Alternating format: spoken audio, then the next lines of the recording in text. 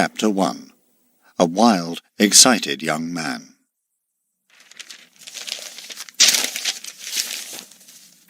Life in London is not what it was, said Sherlock Holmes to Dr. Watson. They were sitting at the breakfast table in their Baker Street rooms one morning in the summer of 1894.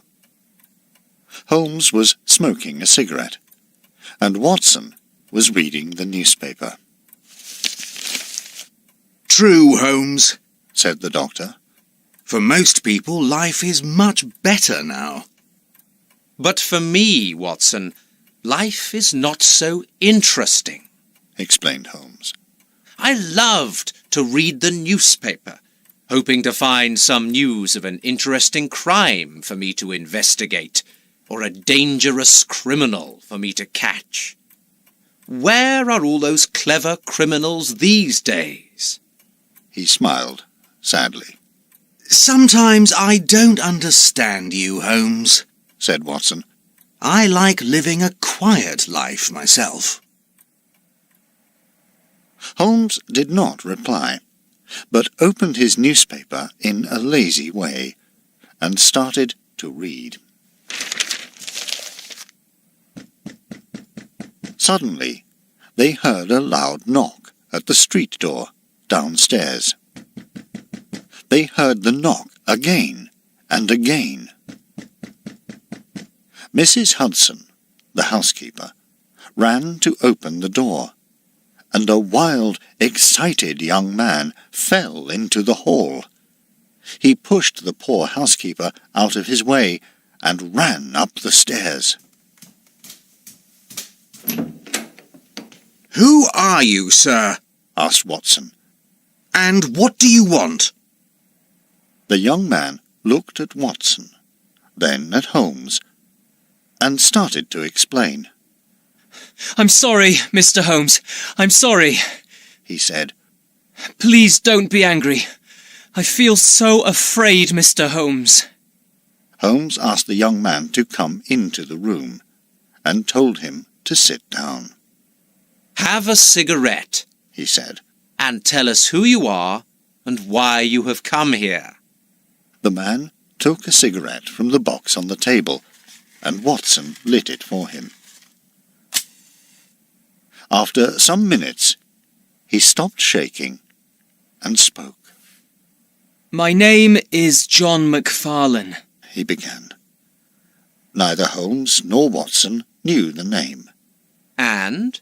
asked Holmes. "And," replied McFarlane, starting to shake again, "I am in terrible trouble. You must help me, Mr. Holmes. The police want to arrest me and send me to prison, and I have done nothing, Mr. Holmes, nothing." Interesting, said Holmes.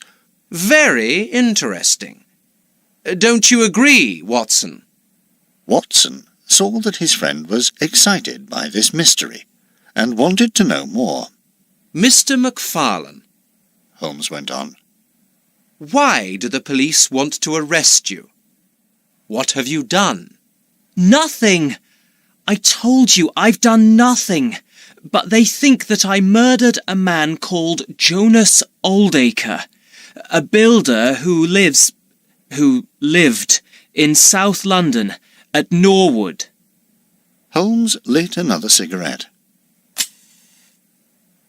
I'm very sorry to hear this, Mr. McFarlane. Please, tell us your story. McFarlane saw Watson's newspaper on the breakfast table and opened it. "It's here," he said. "in today's newspaper.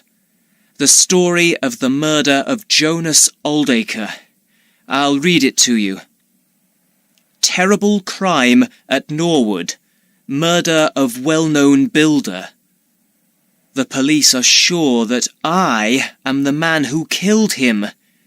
They followed me here from the station and are waiting to arrest me. This news will kill my poor old mother, Mr. Holmes. It will kill her."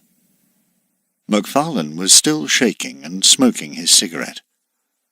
Watson looked at him in an interested way. McFarlane was a good-looking young man, with bright blue eyes and long hair, but he looked very afraid. He was about 27 years old, and Watson could see that he came from a good family. "If the police are following you," said Holmes, "we must work quickly. Mr. McFarlane, please have another cigarette. Watson, could you take the newspaper and read us the story?" Watson opened the newspaper and started to read. Sherlock Holmes listened carefully, his eyes closed, as Watson read the story from the morning newspaper. Murder of well-known builder.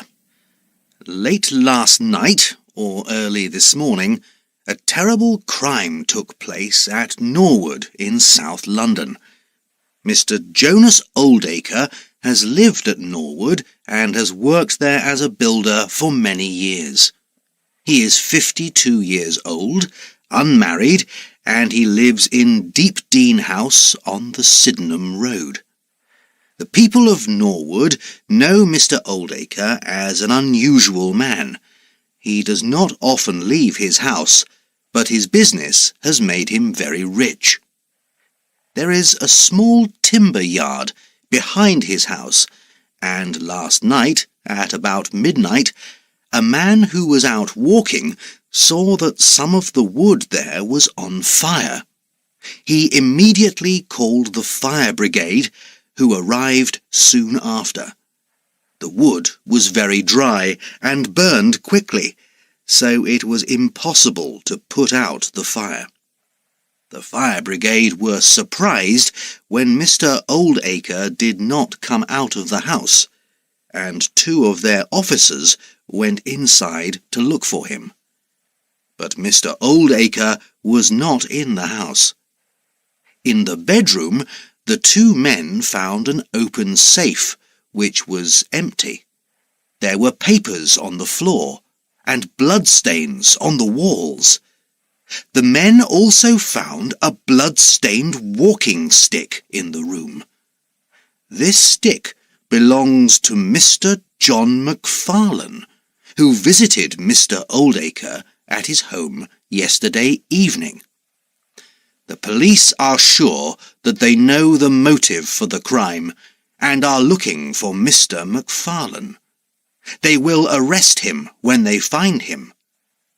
At Norwood, police now say that Mr. Oldacre's bedroom windows on the ground floor of the house were open. They have found some burnt remains, possibly of a body, in the fire in the timber yard. The police think that there has been a murder. They say that the criminal killed the builder in his bedroom, then pulled his dead body into the garden and burned it in the timber yard. Inspector Lestrade of Scotland Yard is the policeman who is investigating this most terrible crime. "This is very interesting," he said at last. "Can I ask, Mr. McFarlane, why the police have not already arrested you? I understand from the newspaper that they are sure you murdered Mr. Oldacre." I live at Torrington Lodge, Blackheath, with my mother and father, Mr. Holmes. But last night, after my business with Mr. Oldacre, I stayed in a hotel at Norwood and went to work from there this morning. I knew nothing about this crime until I was on the train, when I read the story in the newspaper. I understood immediately that I was in terrible trouble. So when my train arrived at the station, I ran to Baker Street to see you, Mr. Holmes, and to tell you that I am not a criminal. I did not murder Mr. Jonas Oldacre. The police, I'm sure, were waiting for me at work, and also at my father's house at Blackheath. A man followed me here from the station, and... Suddenly, there was another knock at the street door. Then they heard men on the stairs, and Inspector Lestrade entered the room with 2 other policemen. "Are you Mr. John McFarlane?" he asked. The young man stood up, his face white. I am. He said. Lestrade gave him a long look.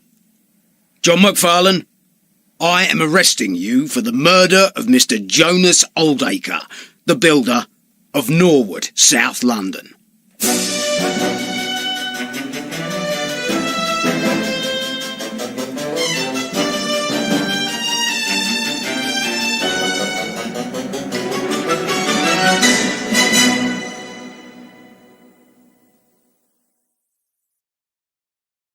Chapter 2.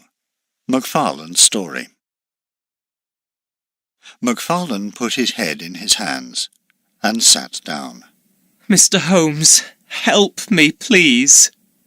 Holmes turned to Lestrade. Inspector, He said. Perhaps you can give us half an hour. I'm interested to hear Mr. McFarlane's story. "And I'm sure it will be a very good story," Replied Lestrade. "but it won't be true." Please, Inspector. Said Watson. Lestrade thought for a long time. "All right. He agreed at last. You've often helped us, Mr. Holmes. But I must stay with Mr. McFarlane, and I will listen very carefully to everything that he says. You have half an hour," He went on, looking at his watch. Thank you, Inspector. Said McFarlane. "You can thank Mr. Holmes," Replied Lestrade, sitting down opposite the young man. First, McFarlane began his story. I know nothing about Mr. Jonas Oldacre, only his name. My parents met him many years ago, and they were friends for a long time.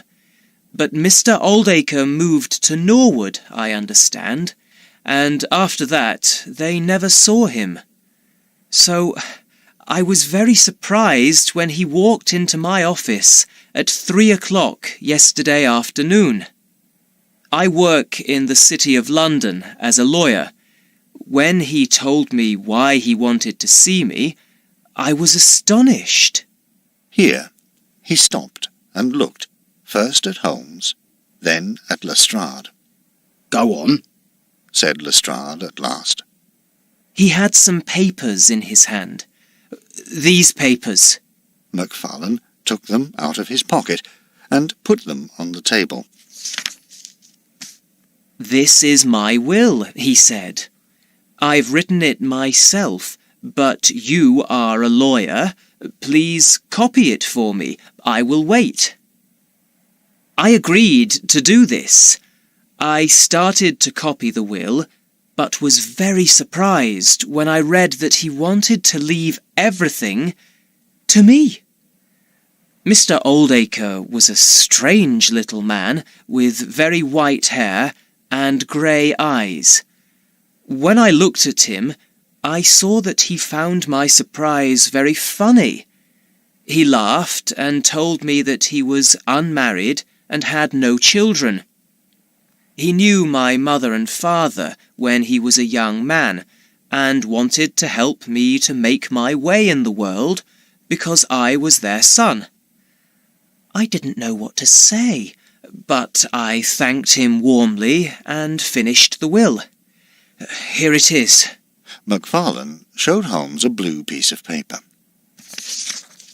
Mr. Oldacre then asked me to go to his house at Norwood yesterday evening, because he had more papers there that I needed to see. I didn't want to go, but I had to. You must promise not to tell your mother or father about this, he said. It must be a wonderful surprise for them. I promised him that I would say nothing, but I didn't understand why it was so important to him. I took the train to Norwood and arrived there at about 9 o'clock. It was difficult to find Mr. Oldacre's house on the Sydenham Road, and it was 9:30 when I at last knocked on the door of Deep Dene House. Stop, said Holmes. Who opened the door to you? It was Mr. Oldacre's housekeeper, McFarlane replied. a woman of about 55 years. And she told Mr. Oldacre that you were there? Holmes went on. That's right. McFarlane agreed. She then took me into the dining room, where Mr. Oldacre was waiting for me. We ate a light meal of sandwiches and fruit. Then Mr. Oldacre took me to his bedroom. There was a safe in the corner of the room, and Mr. Oldacre opened it and took out a lot of papers. We looked at them together and didn't finish until about 11:30. Mr. Oldacre said that we mustn't wake up the housekeeper, so I left the house by the French windows in the bedroom, which were open.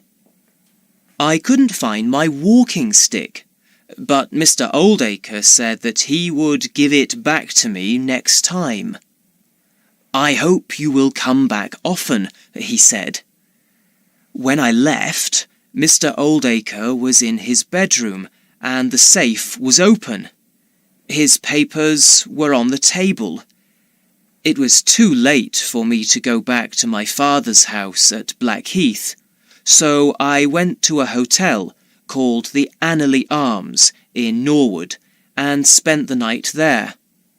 I knew nothing more about Mr. Oldacre until I read the story in the newspaper this morning. And everything that I've told you is true. Lestrade looked at Holmes. Any more questions? Possibly, Said Holmes. but first I must go to Blackheath. You mean Norwood? Said Lestrade. Perhaps. Replied Holmes with a strange smile. The inspector didn't understand, but said nothing. Mr. McFarlane, Said one of the other policemen who was waiting at the door. come with us, please. McFarlane stood up, and the two policemen took him down the stairs and out into Baker Street. Lestrade stayed in the room with Holmes and Watson. Holmes looked at McFarlane's papers, which were still on the table. Interesting, He said. Mr. Oldacre's writing is very easy to read in some places, but very difficult to read in others. And here it's impossible. Can you read this, Watson? Watson agreed that it was impossible to read. And why is that? Asked Holmes. I've no idea. Watson replied. Is this important, Mr. Holmes? Asked Lestrade. Possibly. Said Holmes. Mr. Oldacre wrote his will on a train. We can read everything that he wrote when the train was at a station, but it's impossible to read what he wrote when the train was moving. Mr. Oldacre spent the journey writing his will, so his train was an express, which stopped only once between Norwood and London Bridge. Very interesting, Mr. Holmes. Said Lestrade. But I have a murderer to see. I must go. Goodbye, Mr. Holmes. Dr. Watson.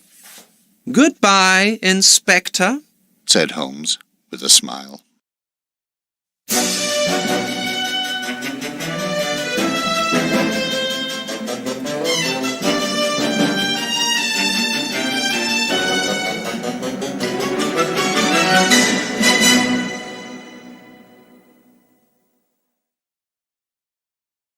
Chapter 3. A Visit to Blackheath. "Tell me, Holmes," said Watson when they were alone again. "why is it important that Mr. Oldacre wrote his will on the train?" Holmes lit a cigarette. Because it means he wrote it yesterday on his journey to see Mr. McFarlane. I think it's very strange that he worked on these important papers on the train. Perhaps they weren't so important for him. "What are you thinking, Holmes?" asked Watson. I'm not yet sure what has happened here, Watson. Holmes replied. But give me time. Give me time. Now I must leave you and go to Blackheath. I need, I think, to speak to Mr. McFarlane's mother and father. Holmes put on his coat. While I am out, Watson, ask yourself this question. Is Mr. McFarlane a stupid man? I think not. But does a clever man immediately kill someone who has just promised to leave him everything in his will? Holmes gave Watson a long look. Goodbye, Watson. Until later.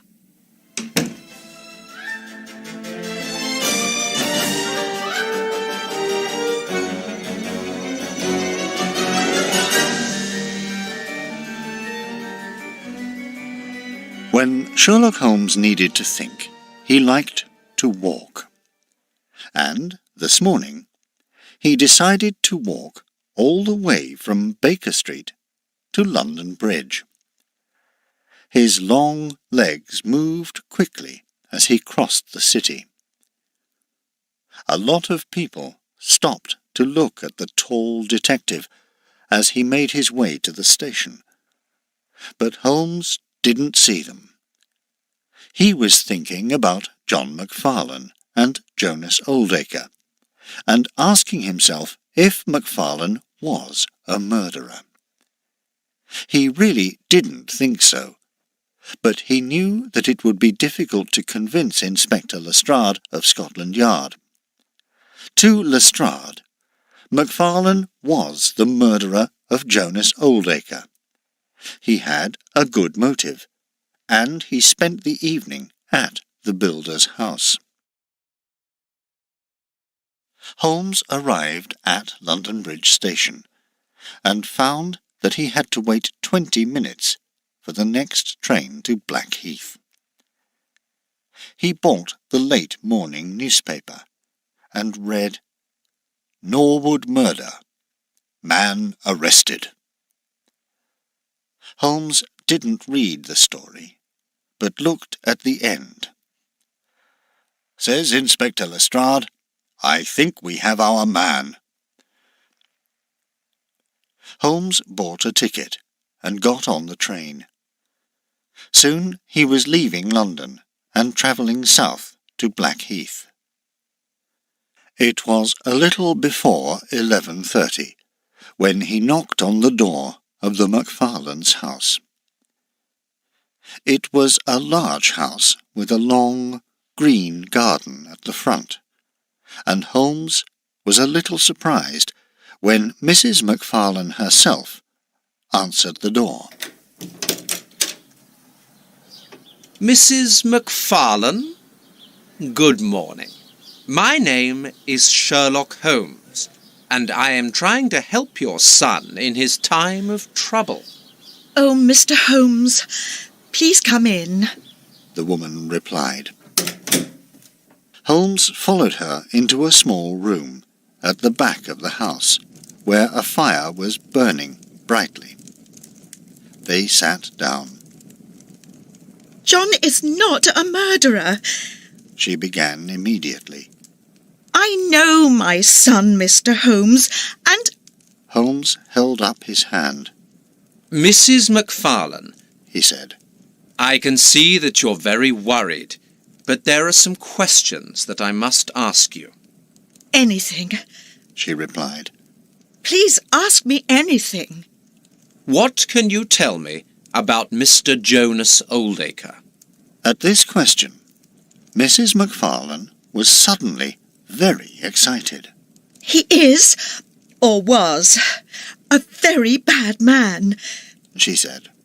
A long time ago, he and I were friends.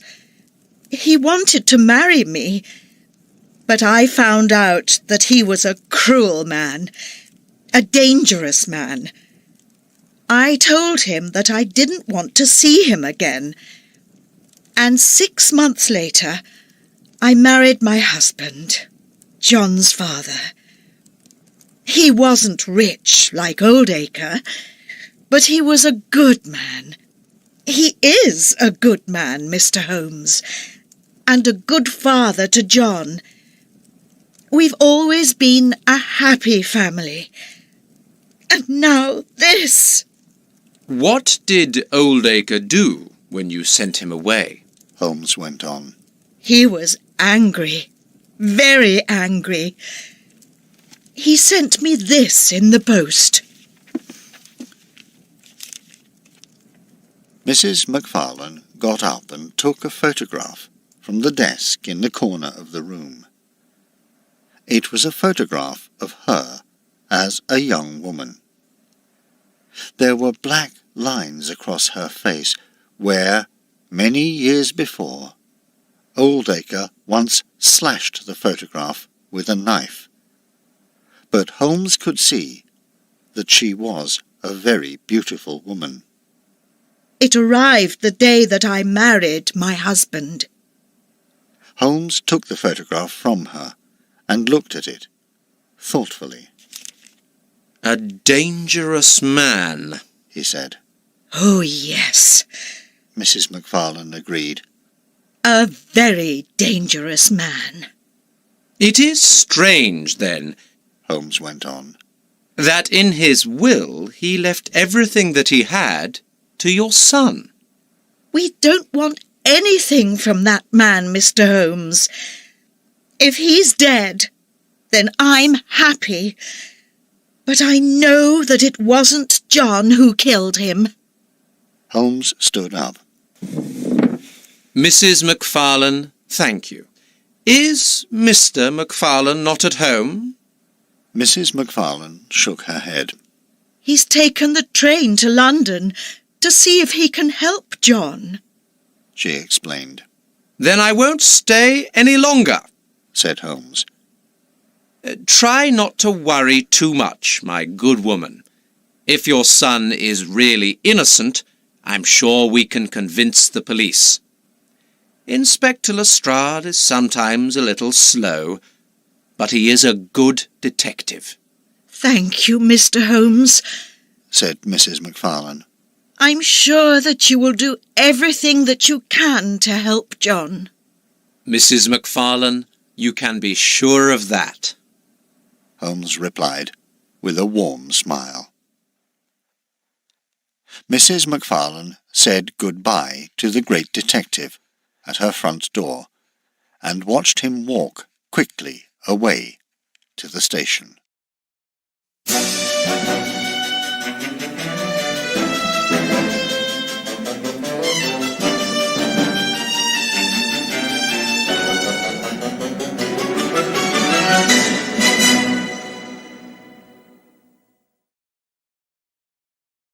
Chapter 4. A Visit to Norwood. Holmes arrived in Norwood early that afternoon. He had no problem finding Deep Dene House on the Sydenham Road. The builder's house was large and modern, and had a big garden with a lot of very old trees. Next to the house, Holmes saw the timber yard, where the police found the burnt remains after the fire. He walked into it and saw piles of wood everywhere, and also some bags of hay. On the ground, he saw some burnt remains, and he crouched down to look at them. Were these the remains of Jonas Oldacre's body? It was impossible to say. Holmes stood up and went back into the garden. As he stood there, looking thoughtfully at the house, a policeman came out. "Can I help you, sir?" he asked. I'm Sherlock Holmes. Said the detective. Perhaps you've heard my name? "Mr. Holmes! Of course I know your name, sir," replied the policeman in surprise. He was fat, perhaps 50 years old, with a round face and bright blue eyes. "Sergeant Judd, Scotland Yard. I'm very pleased to meet you, sir." And I'm pleased to meet you, said Holmes. I'm helping Inspector Lestrade with his investigation. Have you found anything here? Judd looked very pleased. His blue eyes shone. "Yes, sir, we have. You know about the burnt remains in the timber yard, I suppose?" I do. Holmes agreed. I've seen them for myself. "Well, we found some buttons in the ashes, and we think they're the buttons from Mr. Oldacre's trousers. It's murder, Mr. Holmes. We're sure of that." Perhaps, said Holmes. But I prefer to decide for myself. Is it all right if I look round the house and garden, Sergeant? "Please do, Mr. Holmes. But I think that you'll find that we're right. There's been a murder, and Inspector Lestrade has arrested the criminal. We can all sleep better in our beds now that McFarlane is under arrest." Judd went back into the house, while Holmes stayed outside in the garden. There were very few flowers, and the garden was very different from the McFarlane's garden in Blackheath. Holmes crouched down to look at the lawn. It was a warm day, and the lawn was very dry. He looked carefully for more than an hour, but found nothing interesting in the garden. Next, he decided to search the house. The front door was open, and a policeman was standing inside. Good morning, said Holmes, as he walked into the house. At the end of the hall, he found Oldacre's bedroom. There were no police in the room, and Holmes spent a long time looking at the walls. He saw the bloodstains, which were a deep red colour, and on the floor, footprints made by Oldacre and McFarlane. But he found no one else's footprints. He looked at the papers from the safe, and he also found the builder's bank books. He spent a long time looking at these, and was interested to see that Oldacre wasn't as rich as everyone thought. To Holmes' surprise, he had very little money in the bank. He then tried to find the deeds to the house, but they were not with the other papers. Holmes asked himself why.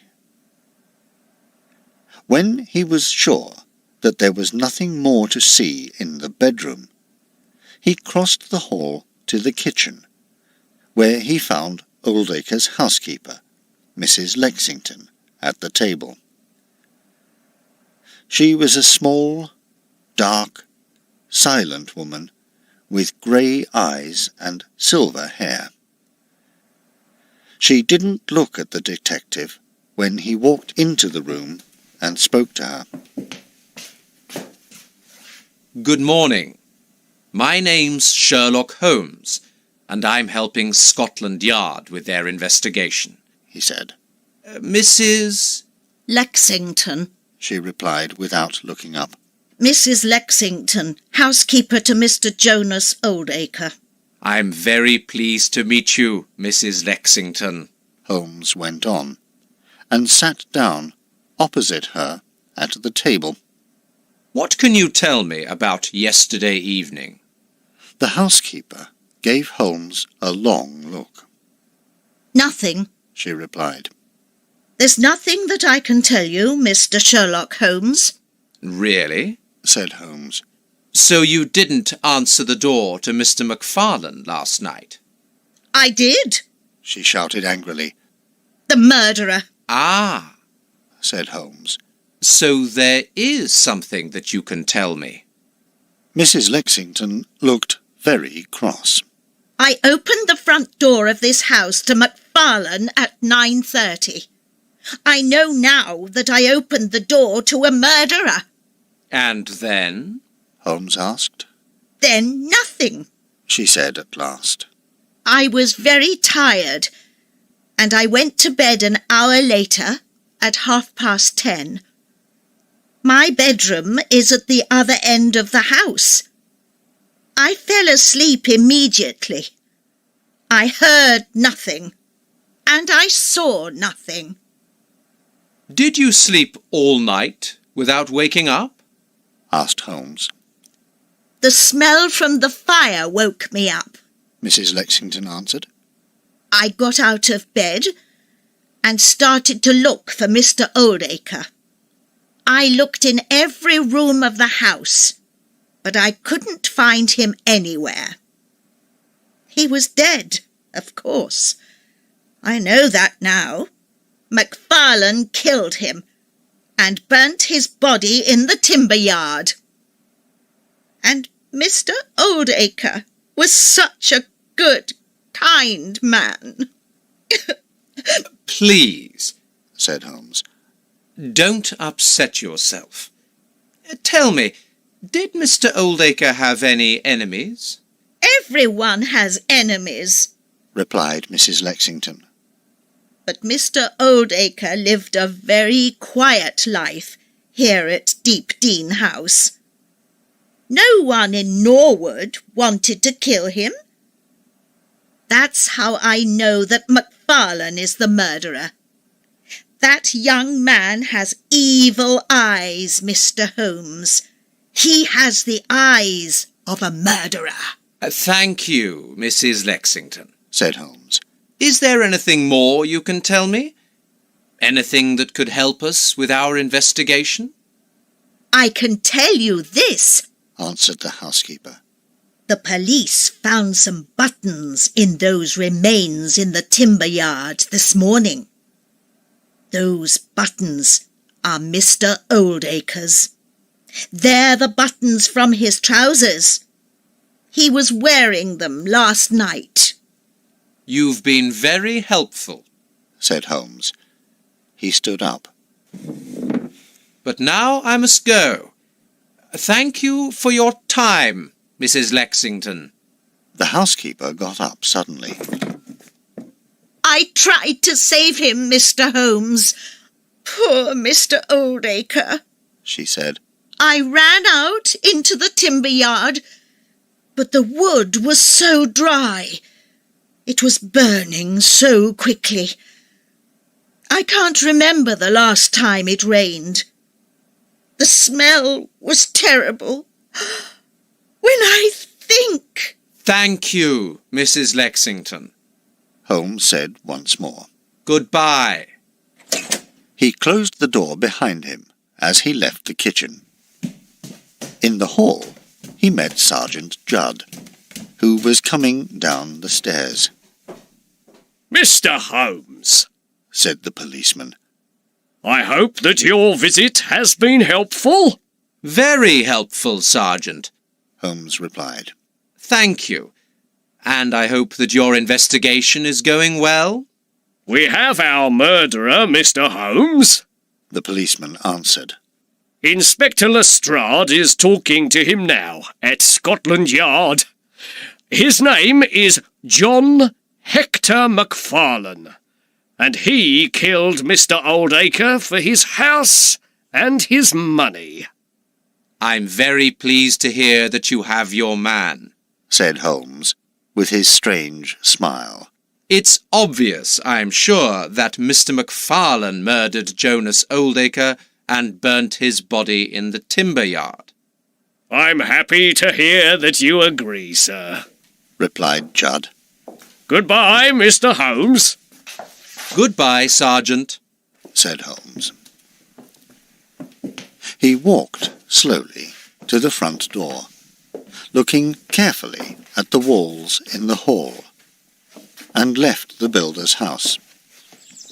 Outside, he took a last look at the garden, house, and timber yard, and drew a plan in his notebook before walking through the streets of Norwood to the station.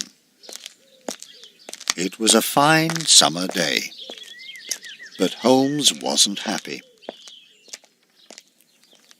In the train back to London, he asked himself a number of questions. Could John McFarlane really be a murderer? Was Jonas Oldacre really dead?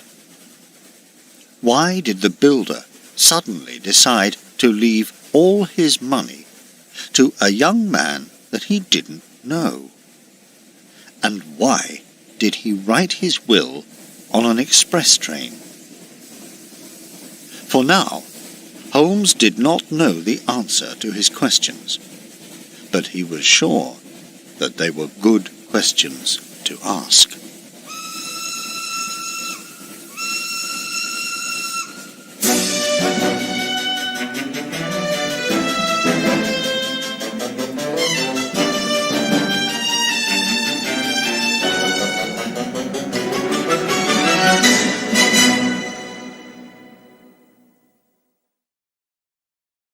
Chapter 5.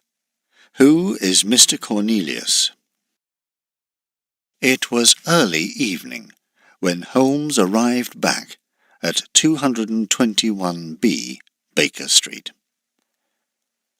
Mrs. Hudson opened the door to him, and he followed her upstairs. Watson was waiting for him in their rooms. Holmes! He cried. At last! Where have you been? I was worried. No need to worry, Watson, Holmes replied. I've been to Blackheath and also to Norwood. You must tell me everything, said Watson, who was very excited. Later, answered Holmes. First, I must think some more. But Holmes! Watson shouted angrily. Holmes held up a hand. I must think, Watson, Holmes said again. He walked to the corner of the room and picked up his violin. Mrs. Hudson left the room, shaking her head. Watson angrily started to read a book, while Holmes began to play the violin. He played for more than an hour, his eyes closed. Watson knew that his friend was thinking deeply. He had to wait until Holmes was ready to tell him about his visits to Blackheath and Norwood. At last, Holmes put his violin on the table and sat down. Watson, he said, it has been a strange day. I have spoken to Mr. McFarlane's mother and Mr. Oldacre's housekeeper, a Mrs. Lexington, and still I don't know what really happened at Deep Dene House last night. Perhaps our Mr. McFarlane isn't innocent after all, but an evil murderer. Do you really think that, Holmes? asked Watson. No, Watson, I don't, Holmes answered. I still think he's innocent. But, as Inspector Lestrade tells us, he had a good motive for killing Jonas Oldacre, and he was at Deep Dene House yesterday evening. What did you learn from his mother, Holmes? said Watson. I learned something very interesting, replied Holmes. I learned that Oldacre once asked her to marry him. Really? Really, said Holmes. and he was very unhappy when she said no to him. He was so angry that he sent her a photograph of herself which was slashed with a knife across her face. Mrs. McFarlane was a very beautiful young woman, Watson. It isn't difficult to understand why the builder was so hurt when she married another man, a man with no money. The photograph arrived on the day that she married John McFarlane's father. Oh dear, said Watson. so Oldacre was unlucky in love. Yes, Holmes agreed. but it is strange that he wanted to leave everything that he had to Mrs. McFarlane's son. Very strange. Was Mrs. McFarlane surprised? Asked Watson. I want nothing from Mr. Jonas Oldacre, she said, Holmes replied. and my son wants nothing from him. I am happy that he is dead. I understand how she feels, Watson. She's a good woman, I am sure. Too good for Mr. Jonas Oldacre. Did she tell you more about him? No, nothing more. Said Holmes. Next, I travelled to Norwood, to Deep Dene House, to see for myself the place where the builder met his death. It's a big, modern house with a large garden. There are a lot of trees. So Oldacre was a very rich man. Watson suggested. He had a large house and a large garden, Holmes replied. but he wasn't so rich after all. I saw his bank book. Here, Holmes opened the cigarette box on the table and took out a cigarette. He gave his friend a short time to think about his words before he lit it. I see. Said Watson at last. Do you? Asked Holmes. I'm not sure I see yet. But I must go on with my story. As I said, Oldacre's house was large and modern, and next to it was the famous timber yard. He took out his notebook and opened it on the table in front of him. Here, Watson. I drew a plan of it. Watson got up and walked across the room to stand behind Holmes and look at the plan. You see, Holmes went on. this is the Sydenham Road. Here is Deep Dene House, and this is the timber yard. On the left are the French windows which open into the builder's bedroom. As you can see, it's possible to look into the bedroom from the road. Is that important, Holmes? Asked Watson. I don't know. Holmes replied. Possibly. Inspector Lestrade wasn't at Norwood this afternoon, but I met his sergeant, a man called Judd. He, of course, was quite sure that our Mr. McFarlane is a murderer. The police found some buttons in the ashes in the timber yard, you see, and these buttons were buttons from Oldacre's trousers. And so, says Sergeant Judd, the builder is dead, and so McFarlane is a murderer. This doesn't look good, Holmes. Said Watson. No. Holmes agreed. Our young friend is in deep trouble here, I'm afraid. But we must not give up hope, Watson. I searched the garden after talking to Sergeant Judd, but I found nothing. Then I went into the house. First, I searched the builder's bedroom. The bloodstains on the walls were fresh, and I saw Oldacre's footprints on the floor, together with John McFarlane's. but there were no others. I looked at the papers from the safe, which were on the table, but I'm sure that some of the papers were not there. I couldn't find the deeds to the house anywhere. Where do you think they are, Holmes? asked Watson. I don't know, but I'm sure that our young friend didn't take them. He had no reason to steal the deeds if Oldacre wanted to leave his house and money to him. Well, Watson, next I spoke to the builder's housekeeper, Mrs. Lexington, a small, quiet woman. She never looked at me once when she was talking to me. I am sure that she knows much more than she wanted to tell me.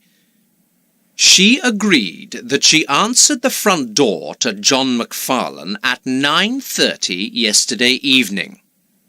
She went to bed at 10:30. Her bedroom is at the other end of the house, and fell asleep. She woke up later and smelled smoke from the fire. She got up and searched everywhere for Oldacre, but she couldn't find him. Of course, she thinks that this is because he was dead. Murdered. What did she say about the builder? asked Watson. Holmes held up his hand. A good man, she told me. He had enemies, of course, as everyone has enemies, but his life at Norwood was a quiet one. Nobody wanted him dead. Only his murderer, our friend McFarlane. He has evil eyes, she tells me, Watson. Evil eyes? Watson replied. Was the woman mad? Not mad, Watson, said Holmes, but also not very helpful. Mrs. Lexington told me very little. As I said, I am sure that she knows more. Did you find out nothing at Norwood that could help McFarlane? asked Watson. Holmes looked thoughtful. Possibly, he said at last. You remember I said that I saw Oldacre's bank book, and that it showed that he was not as rich as everybody thought? Watson nodded. Well, Holmes went on, when I looked at his cheque-book, I found that he wrote a lot of cheques to someone called Mr. Cornelius. These were cheques for a lot of money. Who is this Mr. Cornelius, Watson? And why did our builder pay him so much money? That is what I want to know. This could help our young friend, and prove to Lestrade that he is not a murderer, that he is innocent, cried Watson, excited by Holmes's news. Perhaps, Watson, Holmes agreed. But for now we have nothing more while Lestrade has McFarlane's visit to Oldacre, the buttons from the builder's trousers in the ashes in the timber yard, and Mrs. Lexington's story. I must say, Watson, I do not feel hopeful. Holmes put out his cigarette and picked up his violin again. Watson ate dinner alone that night and went to bed early. Holmes did not go to bed at all. He spent the night playing the violin, smoking cigarette after cigarette, and thinking about John McFarlane and Jonas Oldacre. In the end, as the sun came up the next morning, he fell asleep in his chair.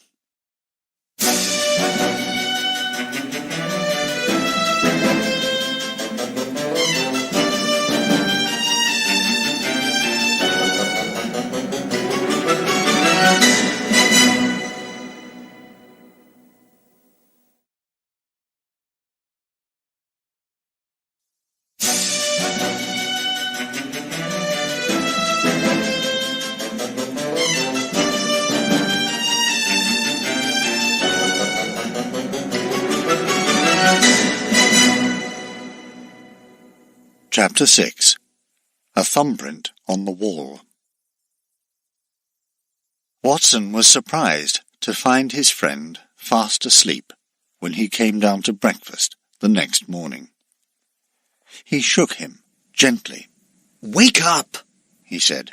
"Mrs. Hudson will be here soon." Holmes woke up immediately. "Good morning, Watson," he replied.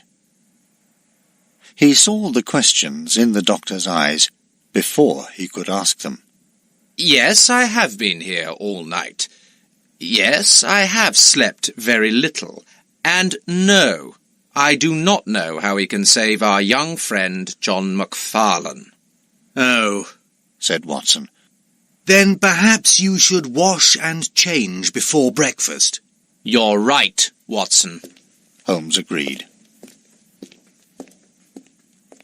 He left the room, and Watson sat down at the table. Soon after, Mrs. Hudson came in with the morning newspaper and a telegram.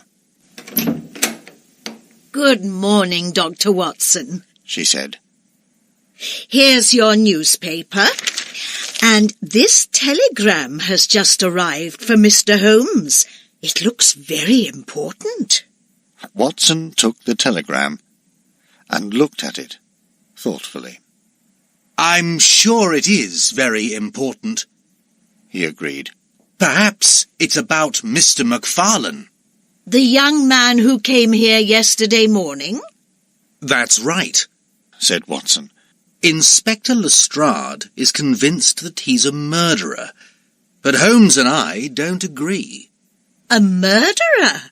The housekeeper replied. Well, he was a strange young man, so wild and excited. But a murderer? I don't think so. "Mrs. Hudson, your opinion is good enough for me," said Watson. "Now, is that my breakfast that I can smell?" The housekeeper smiled. You're always ready for your breakfast, Dr. Watson, she said. It'll be about 10 minutes. As Mrs. Hudson left the room, Holmes returned. He immediately saw the telegram in Watson's hand. "That looks interesting," he said. "For me?" Watson nodded and gave him the telegram. Holmes opened it with a paper knife and read it silently. He said nothing, but looked out of the window onto Baker Street. "Well?" asked Watson when he could wait no longer. Holmes turned to look at his friend. "It's from Lestrade. The inspector is at Deep Dene House at the moment. He says he has proof that McFarlane is the murderer of Jonas Oldacre. In his opinion, we should now give up." "This doesn't look good, Holmes," said Watson. To his surprise, Holmes laughed. "Inspector Lestrade has always been sure that John McFarlane killed the builder," he said. "And now he says that he has proof. Well, let's see his proof. This is not the time to give up, Watson. We'll go to Norwood immediately." "But Holmes," said Watson, "it's still very early, and—" Just then, Mrs. Hudson arrived with their breakfasts. "And you haven't had your breakfast," Holmes went on with a smile. "All right, Watson. We'll go after breakfast. I'm sure that Inspector Lestrade's proof can wait." Holmes ate nothing himself, so Watson enjoyed a very large meal, and it was after 9 o'clock when they left Baker Street. They took a cab to the station, and it was not long before they were at the front door of Deep Dene House. Watson rang the doorbell. "Now, Watson," said Holmes. "you will meet the silent Mrs. Lexington." A moment later, the door opened, and the housekeeper stood in front of them. Mr. Holmes, She said. how can I help you? "Good morning to you, Mrs. Lexington. Said Holmes. This is my good friend, Dr. Watson. Is Inspector Lestrade here?" He is. The housekeeper replied. "Please take us to him."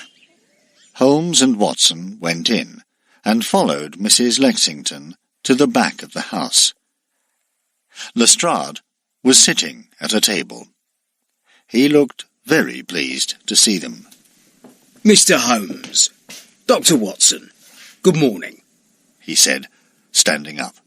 You've come to see my proof, I suppose? "That's right. Holmes agreed with a smile. I am very happy for you, Lestrade, that you were right all the time." It's good of you to agree that you were wrong, said the inspector. As for me, I never thought that McFarlane was innocent. The man is a murderer. "I'm sure that you are right, Inspector." Holmes agreed. But perhaps we can see your proof now." Of course, said Lestrade. come with me. He stood up, and Holmes and Watson followed him into the hall. Here, Said the inspector. look at this. Holmes and Watson crouched down to look at a bloodstain on the wall. It's a thumbprint. Lestrade explained. John McFarlane's thumbprint. Are you sure? Asked Watson. Oh, yes, Lestrade replied. that is John McFarlane's thumbprint. I'm sorry, Dr. Watson, but your young friend killed Jonas Oldacre. He will die for this crime. Holmes looked very thoughtful, You're very quiet, Mr. Holmes. said the inspector. Do you have nothing to say? Holmes stood up.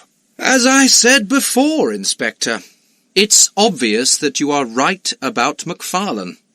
He killed the builder for his money and his house. I have only 2 questions." Go on. Said Lestrade, who was no longer smiling. "First, Said Holmes. who found this thumbprint?" It was Mrs. Lexington, the housekeeper, who saw it first. The inspector replied. She showed it to Sergeant Judd. "Really?" Holmes looked very pleased with this answer. What's your second question, Mr. Holmes? Asked Lestrade. "Why didn't your men find the thumbprint yesterday?" That's easy to explain. The inspector replied. They weren't looking for thumbprints yesterday. Not in the hall. And the thumbprint is a little hard to see. "Yes, it's hard to see. Holmes agreed. Watson and I had to crouch down to see it. But Mrs. Lexington saw it. Perhaps she was washing the floor. I suppose that you are sure that the thumbprint was here yesterday, Inspector?" Of course it was. Lestrade replied crossly. Do you think that McFarlane left Scotland Yard during the night and came here to make a thumbprint in blood on the wall? Perhaps not. Said Holmes thoughtfully. Then I must ask you both to excuse me. I must return to Scotland Yard to talk to the murderer. Lestrade left the room. So John McFarlane is a murderer? Said Watson sadly. I don't think so, Watson. Holmes replied. What? But Lestrade's proof, the thumbprint. How do you explain it, Holmes? It's impossible to explain. Said Holmes. and for a very good reason.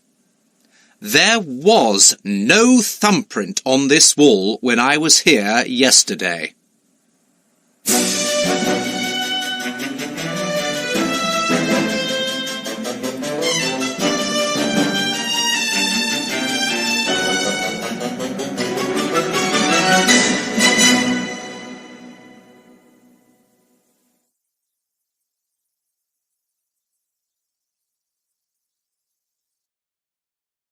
Chapter 7. The Man on the Top Floor. Watson did not know what to think. "I don't understand this, Holmes," He said at last. "I don't understand this at all. If the thumbprint wasn't here yesterday—" Holmes held up a hand to stop him. There are two possibilities, Watson. The first is that John McFarlane left his cell at Scotland Yard during the night, took the train to Norwood, and came to Deep Dene Lodge to make a bloody thumbprint on the wall here. I do not think this is very probable, Watson. Do you? "Of course not, Holmes," said Watson. Then you and I and Inspector Lestrade have the same opinion. And it was not John McFarlane who left this thumbprint.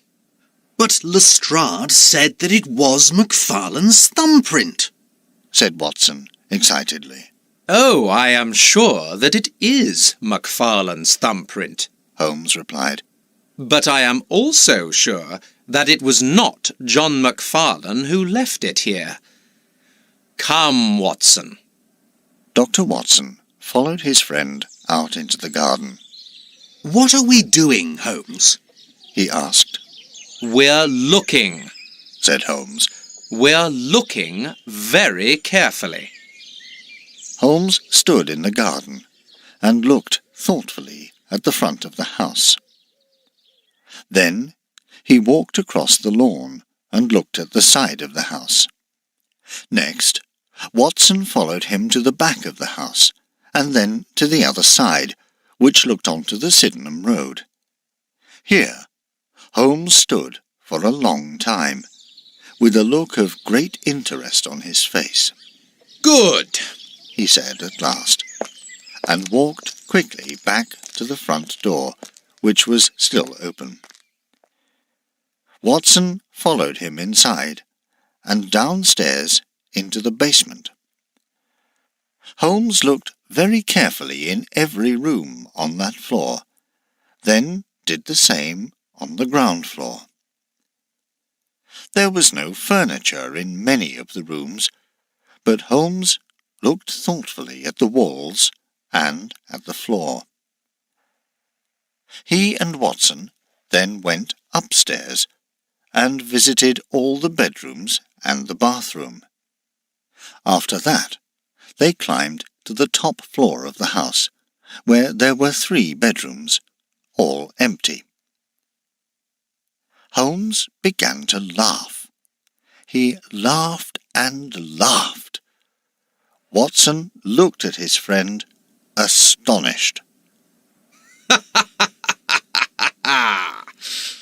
"Holmes, what is it?" he asked. "Are you not feeling well?" Holmes stopped laughing at once and turned to Watson. I'm feeling very well, Watson, he said with a strange smile. Come, let us find Inspector Lestrade. They went downstairs and found the inspector at his table. He was busy writing his report. Are you writing your report already, Inspector? Asked Holmes. Are you so sure that you have your murderer? Lestrade stopped writing and put down his pen. He did not look pleased. Mr. Holmes, I have shown you my proof. John McFarlane's thumbprint proves that he killed Jonas Oldacre. I have my murderer. He is in his cell at Scotland Yard as we speak. I think, Inspector, said Holmes, that you should speak to One more person before you finish writing your report. Who is this person? asked Lestrade. And where can I find him? How many policemen do you have here today, Inspector? Lestrade was surprised, but he answered immediately. Sergeant Judd and 2 others. And are they all big, strong men with loud voices? Lestrade looked at Watson. Watson looked at Lestrade. They were both baffled. They are all tall, and I'm sure that they can shout very loudly if they need to. The inspector replied. But I don't understand. Holmes held up a hand. You will understand, Inspector. Now, could you please call your men? It was obvious that Lestrade was not happy. But he left the room and went to look for Sergeant Judd and the others. 5 minutes later, Holmes and Watson found Lestrade in the hall with his men.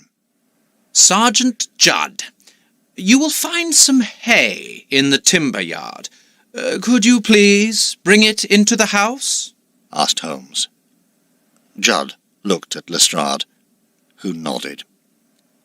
He came back a few minutes later with a bag of hay. This will help us to find our man, said Holmes. Now, Watson, do you have any matches in your pocket? Watson nodded. Then we are ready. Follow me, please. The policeman followed Holmes and Watson as they climbed the stairs to the top of the house. When they arrived, Lestrade's face was very red. What are you doing, Mr. Holmes? He asked crossly. I hope that this is not a joke.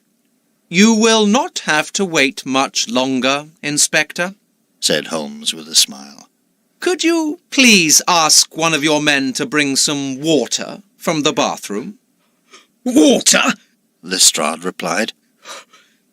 Mr. Holmes, I really must... Please, Inspector. Lestrade thought for a long moment, but in the end sent one of his men to the bathroom for water. When he returned, Holmes opened a window and then asked Watson to light the hay with a match.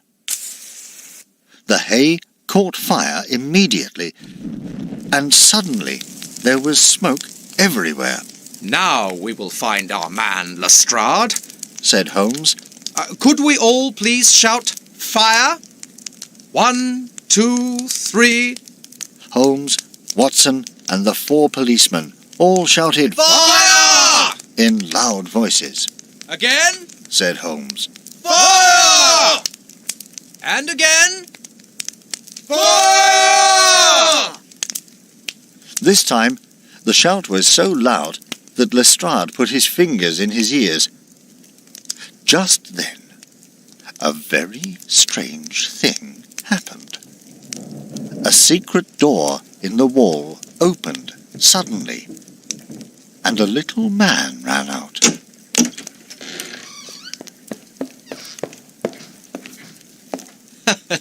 Here's your man, Inspector, said Holmes with a laugh. Sergeant Judd, please put some water on the hay to put out our little fire.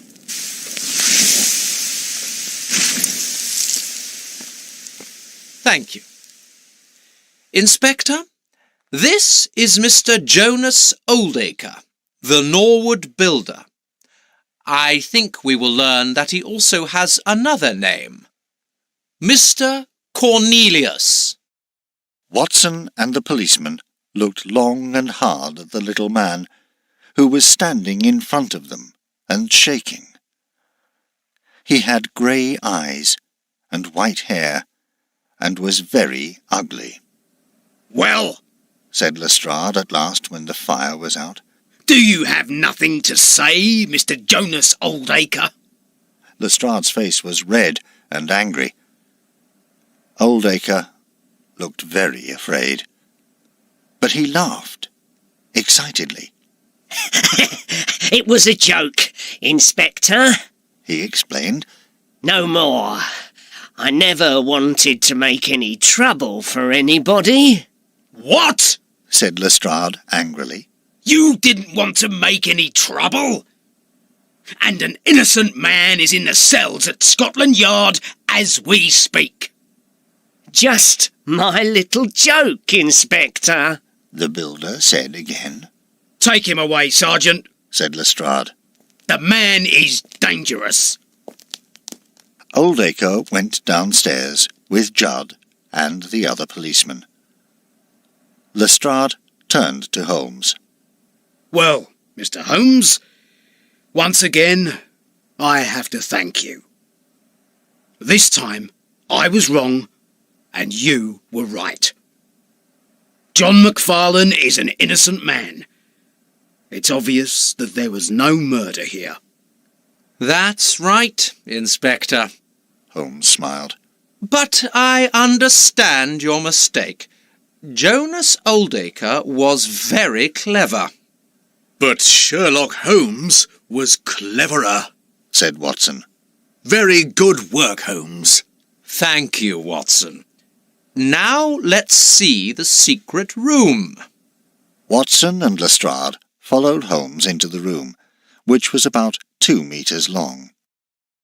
It was impossible to see the door from the passage, but in the room they found some furniture, food and water, newspapers and books. Holmes picked up a newspaper. This morning's newspaper, he said. I'm sure that Oldacre has enjoyed reading about Mr. McFarlane's arrest, and I suppose that Mrs. Lexington is the person who has brought him his newspapers and his food and drink. I must speak to that woman again, said Lestrade. I always thought she had her secrets. Perhaps she has a very big secret, said Holmes. Perhaps she is more to Mr. Oldacre than a housekeeper. Lestrade looked thoughtful. Of course, he said at last. That's why she was happy to tell lies for him. She will go to prison for this, Mr. Holmes. Very good, Holmes replied. Norwood will be a better place without her. I have just one more question for you, Mr. Holmes, said Lestrade. Why did Oldacre do this? Why did he want me to arrest John McFarlane? Holmes gave the inspector a long look. Many years ago, Inspector, he explained, Jonas Oldacre fell in love. He fell in love with John McFarlane's mother. They spent some time together, but Mrs. McFarlane saw that Oldacre was cruel and dangerous, and she sent him away. Later, she married John's father. On the day that they married, Oldacre sent her a photograph of herself with her face slashed. He was very angry, and he never forgot it. I see, said Lestrade. So that's why you went to Blackheath. I wanted to talk to John's parents, Holmes explained. I couldn't understand why Oldacre wanted to leave everything to John in his will. I've been very stupid, said Lestrade sadly. Not at all, said Watson kindly. But Sherlock Holmes has been very clever. Holmes himself said nothing.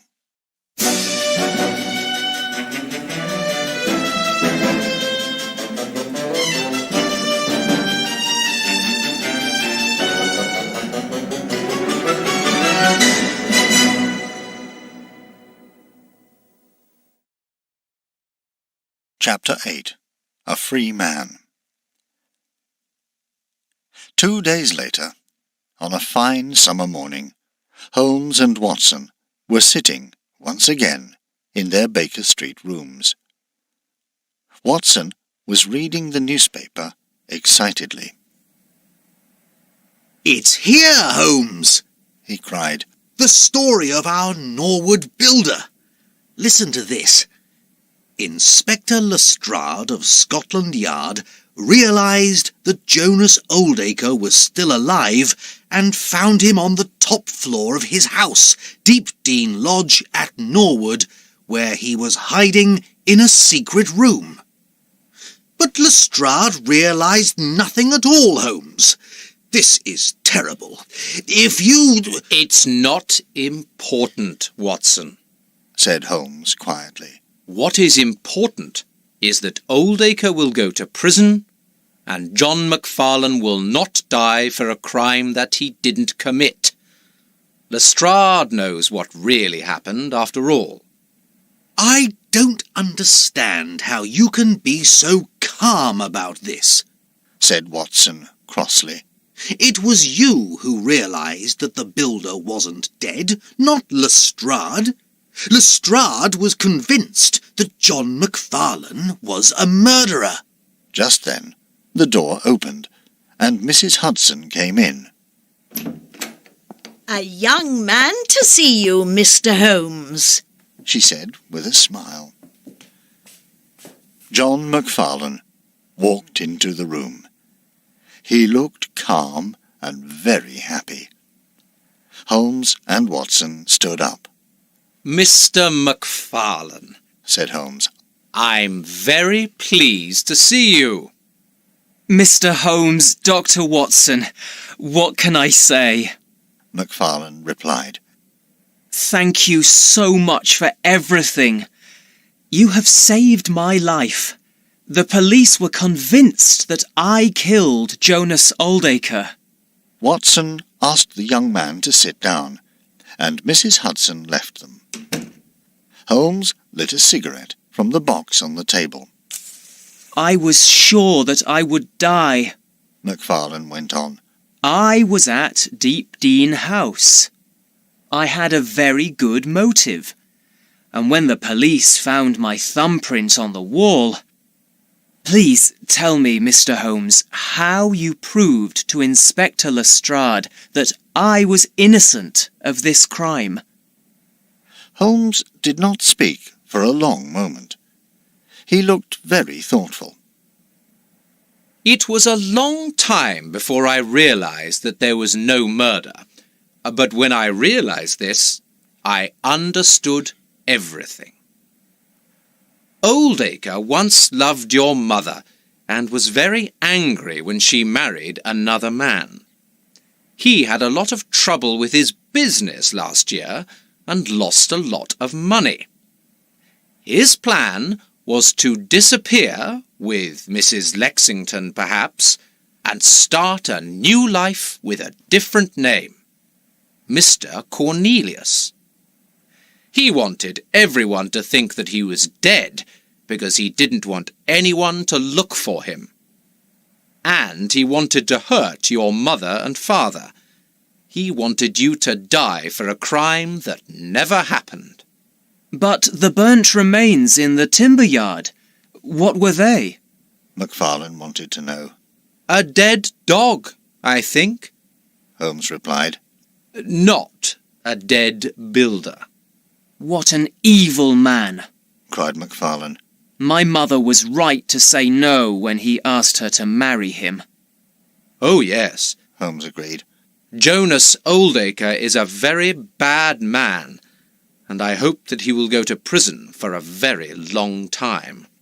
I don't know how to thank you, Mr. Holmes, said McFarlane. I am so pleased that I came to you in my trouble. Holmes put out his cigarette and turned to Watson. Are we free this morning, Watson? He asked. Yes, his friend replied in surprise. Why do you ask? It's a beautiful morning, said Holmes. Let's go out.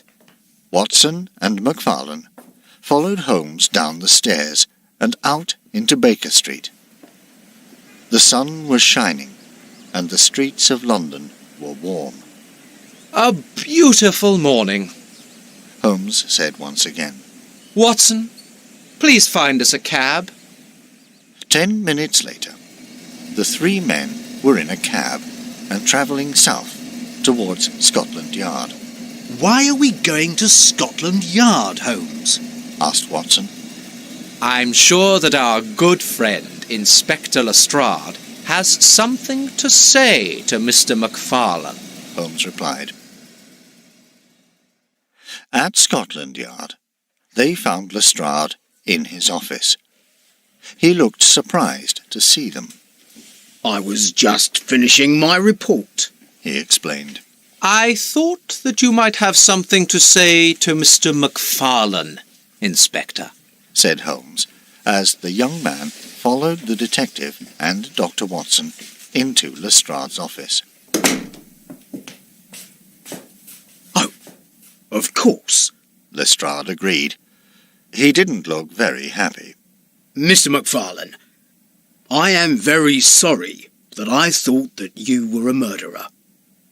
I was wrong, of course, and Mr. Holmes was right. I hope that the time you spent here at Scotland Yard wasn't too unpleasant. It wasn't the happiest time of my life, McFarlane replied. but the important thing is that I am now a free man, thanks to Mr. Sherlock Holmes.